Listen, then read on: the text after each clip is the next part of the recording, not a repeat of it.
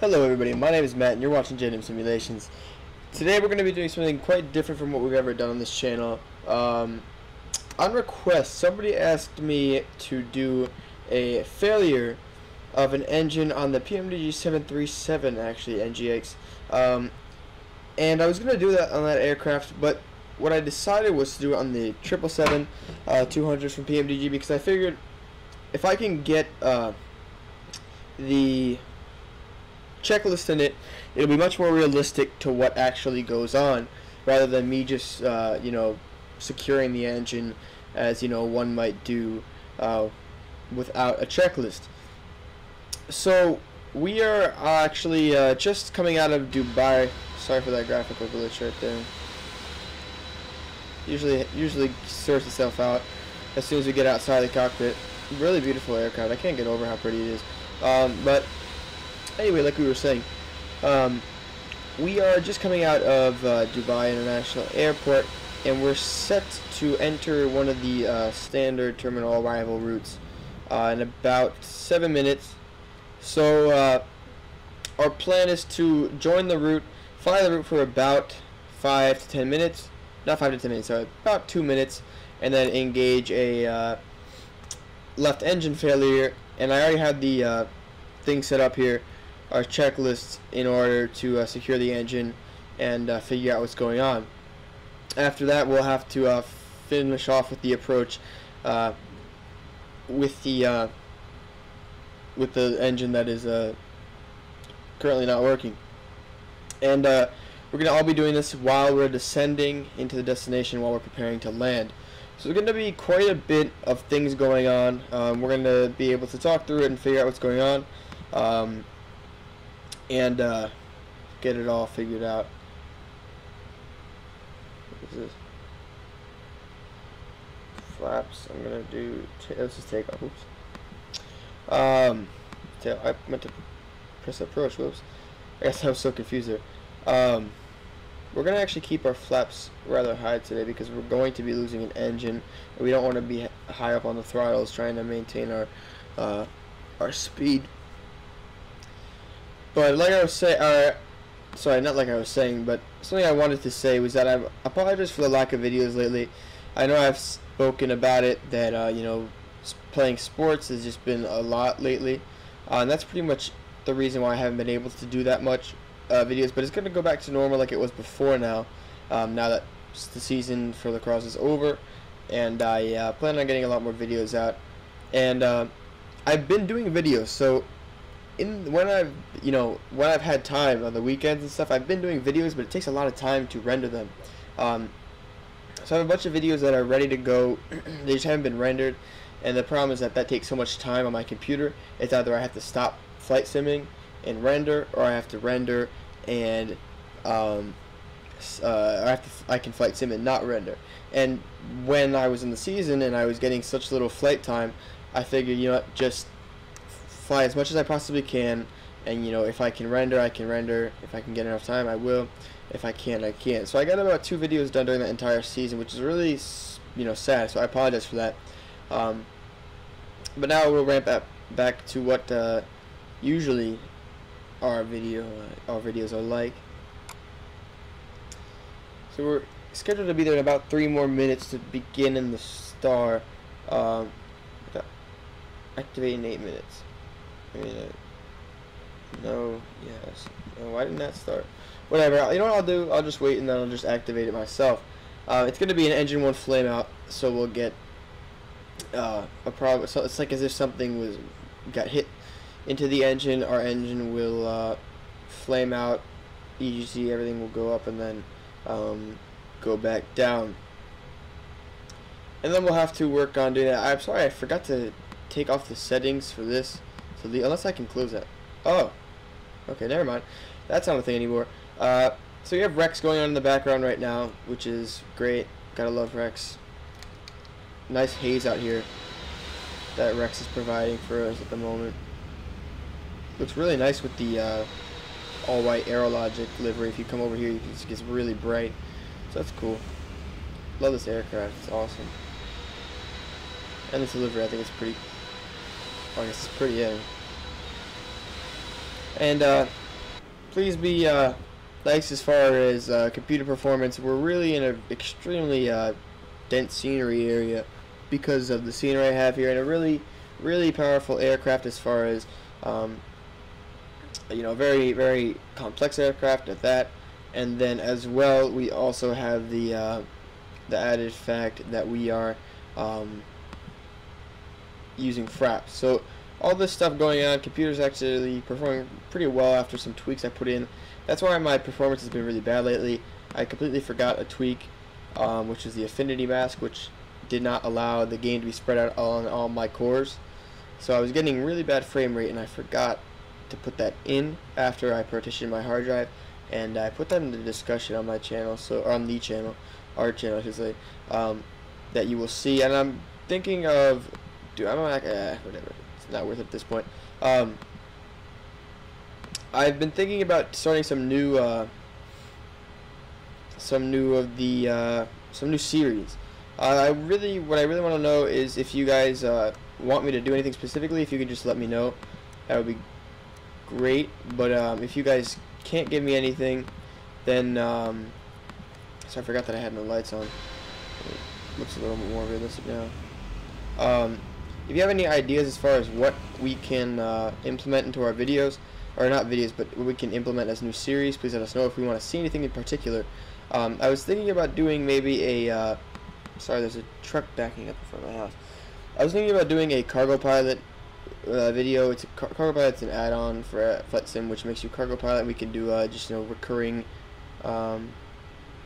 episodes of that. So I thought of that. Just let me know if you want to see that. Sorry, that's really loud. It'll stop in a sec. It's backing out. But here we're gonna go ahead and start the failure. Activate. Yes, activate. Engine 1 should have a flame out. I have to execute it.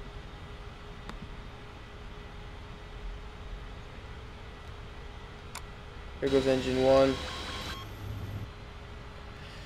Engine 1 has failed, so we're getting that notice. Thrust is lost. We're gonna go nice and close here. Thrust is lost in both engines. No.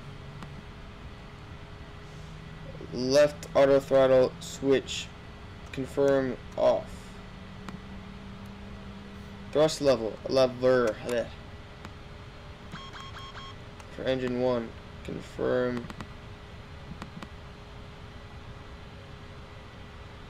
Confirm idle. Left fuel control switch cut off. Engine failed left. Restart if is needed. No. Monitor EGT. No, we don't need to start it. Airspeed is above 270 knots. Is that or above 270 knots? No. Both engines run normally.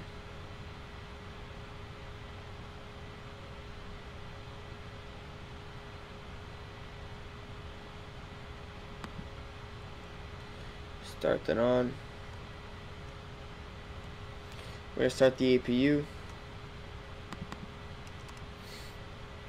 to give us some extra power. We're going to have to start descending now, or else we're going to probably stall, unfortunately, because the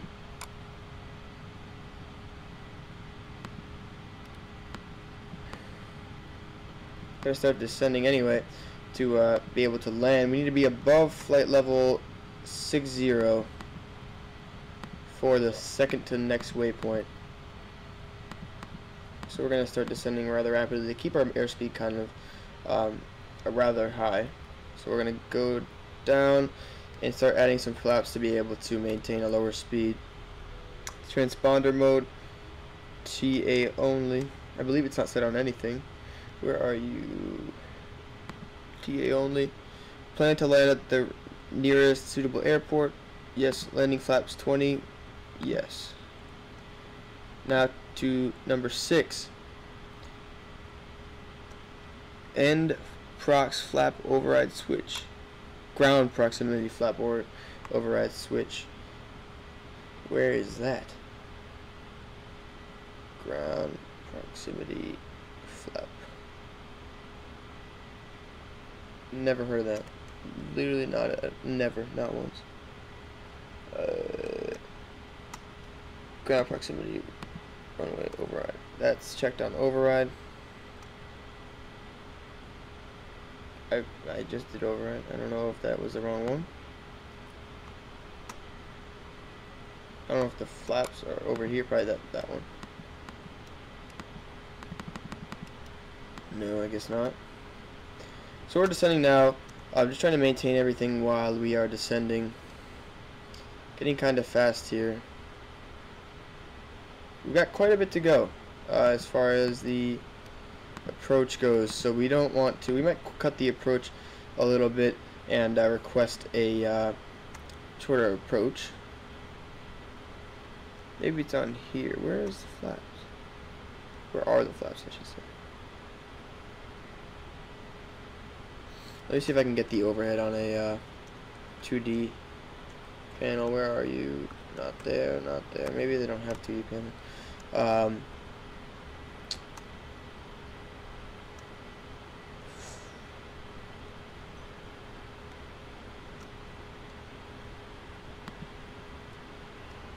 Did it say fire overheat test? Cargo fire. Ram air turbine not needed.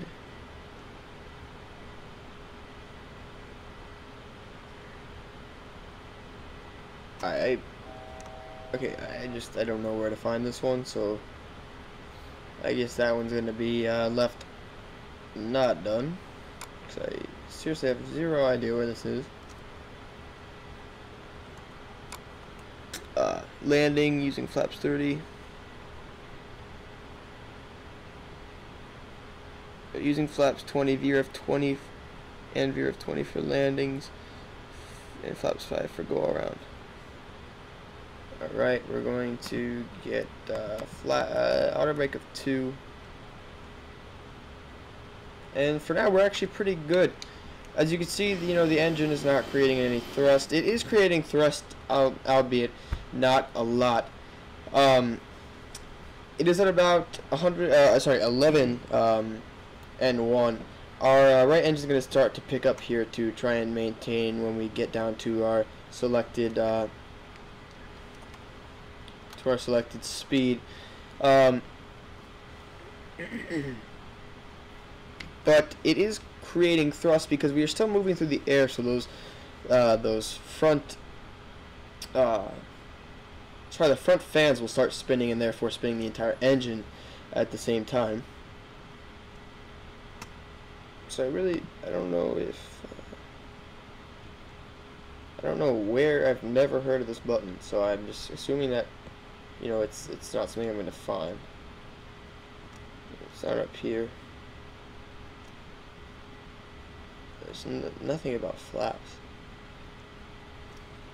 Ground proximity flap override switch. Oh, wow. Okay. Check is complete. That's so dumb. I didn't even. Wow. Okay. We're just going to pretend like that didn't happen. So you can see our right engine is going to start picking up quite a bit in order to try and maintain our speed in our current configuration. It's going to have to work twice as hard as it normally would because obviously, first of all, we'll have to make up for that dead weight that is the engine, and there's only one of them going at this point. So as you can see, we're going to have quite a high pitch, about 10 degrees nose up right now, just trying to maintain this altitude. I'm going to probably do a complete ILS approach, only switching to hand flying when it's necessary. I'm not going to do an auto land, but I'm going to keep it ILS just in order to keep the aircraft as stable as possible and keep the aircraft aligned, because you know, we're going to have to remember that we're going to have to do a lot of rudder correcting or a lot of aileron deflection in order to maintain, in order to correct what's happening with the aircraft. As you can see, there's a little bit of rudder deflection happening there, and it's just going to be necessary if we're going to land the aircraft safely. So we have engine shutdown, auto disconnect on the left, and the runway override, which we can turn off now because that was not actually the right one. I don't even know what that actually is. Runway override. So you can see we can be anywhere from 120 to 270 knots. So we're in that safe zone, and we're using flaps 20. So this is going to be wow, that's annoying. This is going to be a pretty textbook approach. Other than the fact that we're only going to have one engine. It's going to be the only difference. So I wouldn't, we gotta just, we're gonna pretend as well as if we could not restart the engine, even though we, could have. But first of all, I don't want to try that. Should we keep that, or we'll wait till we descend below 6,000, even though we're just a little bit. I mean, we're right on 6,000, so we'll wait till we descend below it. But yeah, we're gonna pretend as if we cannot restart the engine, and we'll proceed as such because the whole point of this is to land without the left engine. So it would make no sense to restart it. Sorry, scenery pop-ins are kind of standard in FSX. I forgot to turn off in the settings to turn off the Rex telling you that it's loading, because I really don't care what you're loading, Rex. I'm sorry, even though you're fantastic. I'm gonna see if I can move it off screen so it's not in the fraps, because it's just getting in the way and it's annoying. So at this point, we're kind of low, but I'm gonna keep it at this altitude. Even though we had lower than that's odd. Whatever. So as soon as we hit back, we'll continue. Actually, I thought the transition altitude was 6,000 here, but I guess it's 5,000. Like I said, it's going to be a pretty standard approach. Fuel imbalance, yeah.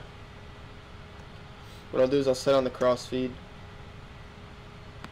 so that we have equal fuel levels, because we do not want, as well as a, we don't want to have the problem with the engine, which is engine failure, as well as a center of gravity problem, which would be even icing on the cake as far as problems.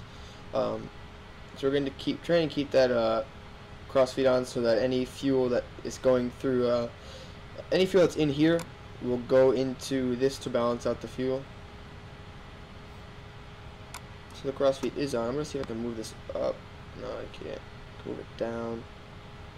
Can't move it anywhere else. That's it. Close.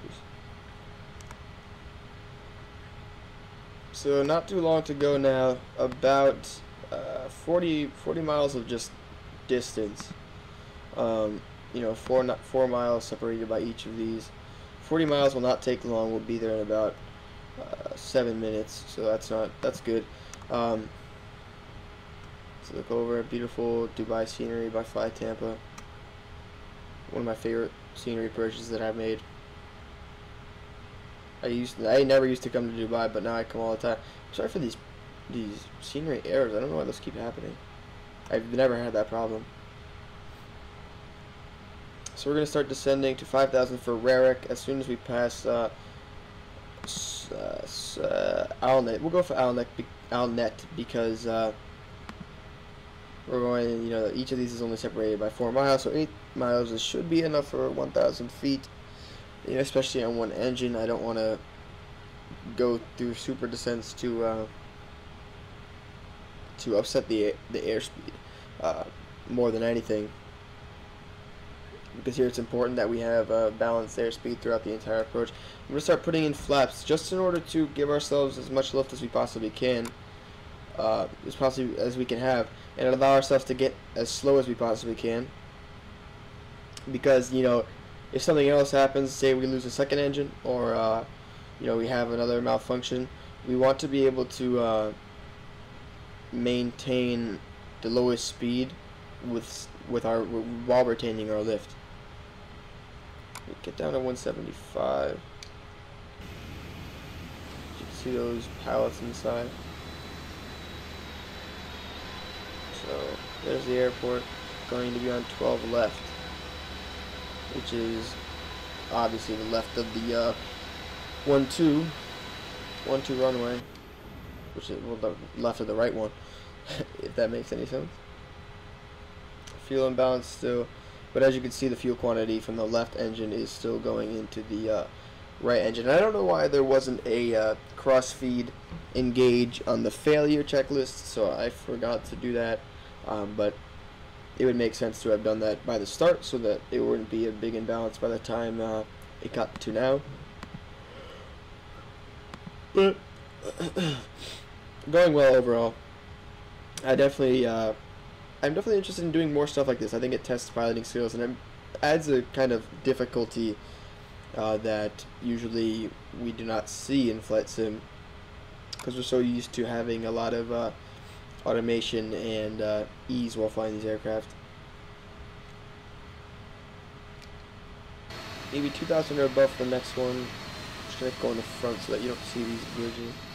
They're not necessarily glitches. They're just I don't know what you call them. They're not pop-ins. I wouldn't call them pop-ins. But nonetheless, they're still irritating to me.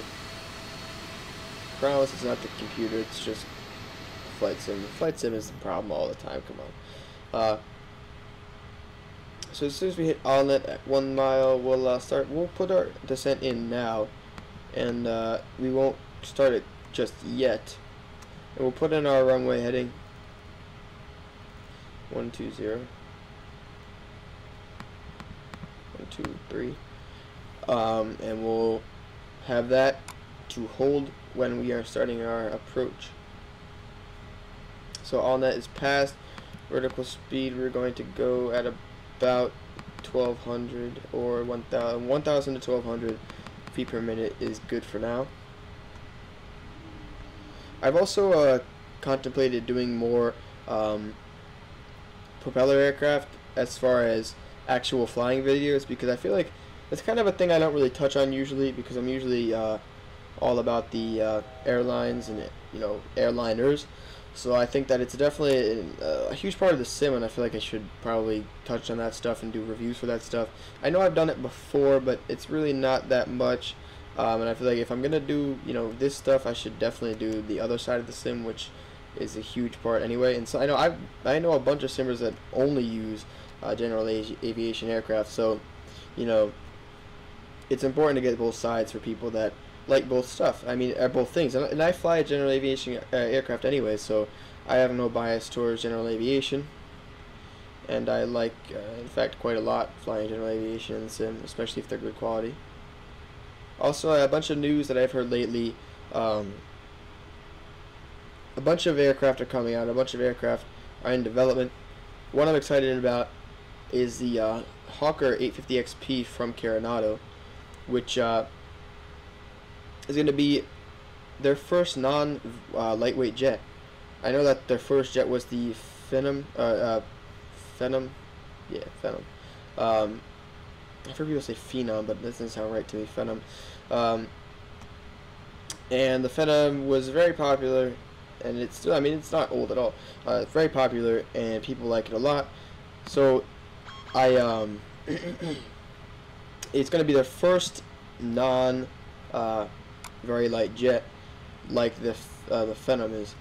It's the Phenom is a very light jet, and this this next aircraft will not be a very light jet. The Hawker XP is quite large actually, and I think it'll be really nice to get a high quality business aircraft with nice systems in the market. I know there are some ones out there, and they are good. They're great. Not to say that that's not true at all, but just to get one from Coronado would be nice, because we have the Phenom now. But I would sure love to see something like the Hawkers. Something else I think that's missing. I really want to see a Falcon. I really want to see a Falcon. And like a high quality Falcon. I know there are freeware ones out there, but that doesn't really count. I would honestly really love to see a Falcon. A Falcon 300 or something. One of the nice 3-engined beauties. So we're kind of getting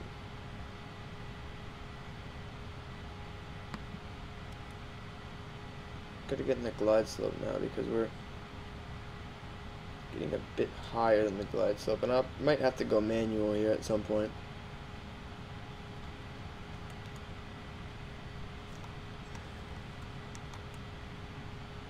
Because it's in fact not going, it's not actually descending.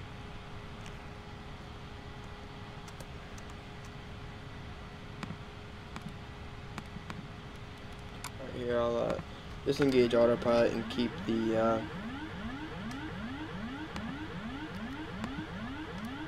that's it. Let me pause that, and let me actually turn that off. I have to turn that off very, very, very frequently with this aircraft. Dot displays, equipment, page 9. Disable siren. I had that all the time because I constantly turn off those sirens, but they never go my way. So now I'm gonna actually turn off auto throttle at the same time as well. Unfortunately, the left throttle will actually no longer be idle. That's just because I don't have a separate one for each engine. Therefore, I'm not going to be able to actually keep that. I can't. I can't. It's going to be really hard for me to keep it lower unless I'm going to be doing it with my mouse, which I don't plan on doing because like I said, I have one throttle quadrant. It only has one actual throttle, so I cannot move two at the same time. I plan on getting the Cessna yoke from Saytech. I'm probably gonna sell my X52 to get that add-on, because not add-on, sorry, that hardware, because I'm really interested in that hardware. So just it's flying really actually pretty nicely. I don't really notice any differences. It's because of the asymmetric thrust compensation that the aircraft has. So asymmetric thrust, it will compensate that. We're pretty high, so I'm gonna try and take out all thrust. As you can see, you'll probably be able to see the thing doing a little bit of work. But we'll take down the gear now, and I'm gonna have to get a little bit of altitude down quite quickly here, and that's just because we are not established on the ILS with sufficient time, so left us a little bit high, but that's no problem with the aircraft. It feels actually pretty agile now. You hear the wind going past us, and I think that the flap is a really good setting. This flap setting is a very good flap setting because it allows us to, while get quite slow, it also allows us to maintain our agility and our it doesn't make you drop like a rock, basically.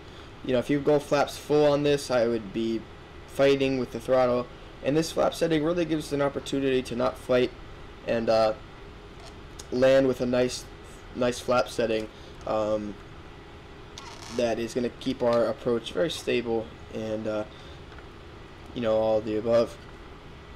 So I also want to say that squeaking in my video is actually my X52s. They don't usually squeak like that. They came with oil on them the first time. I don't know if it was oil. I don't know what you would call it. They came with stuff that you put that was it was lubricated, so it didn't make squeaking noises. I just haven't put anything on it yet, and I will put stuff on it, and then it'll no longer be like that. I plan on making a few videos today, so you'll see that present in the next videos that I do. So basically, just maintaining the final approach as if as any other approach I've ever done. Just going to coming a little bit of a crosswind here, so I'm going to crab into that.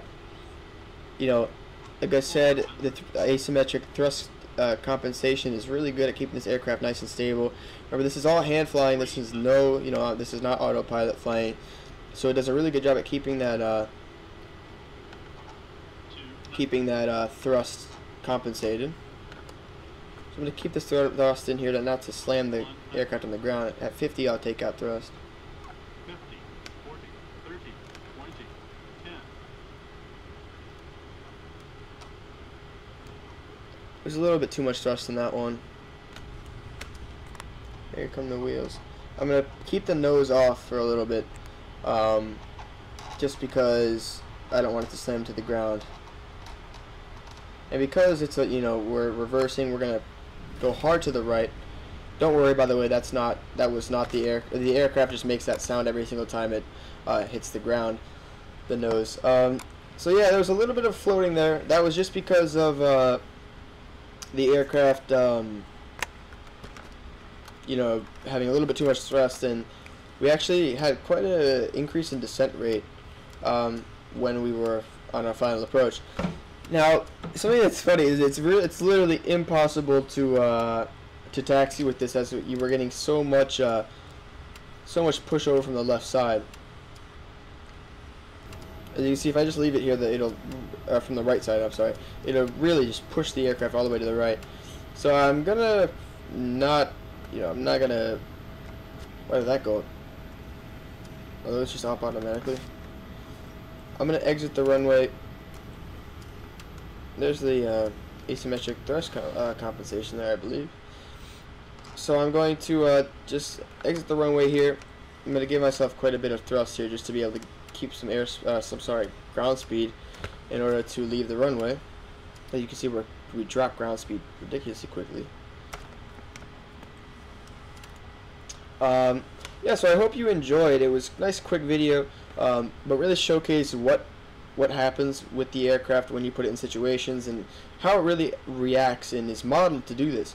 I mean, when you think about this aircraft, I mean, I've never touched this in the aircraft before, and to believe that it's, and not to believe, but to think that this is all so detailed, and you know, without ever using it, I've never used it before this. So you know, they think it's so detailed without really using it that much. It's incredible, and you know, hats off to PMDG for making such a realistic product.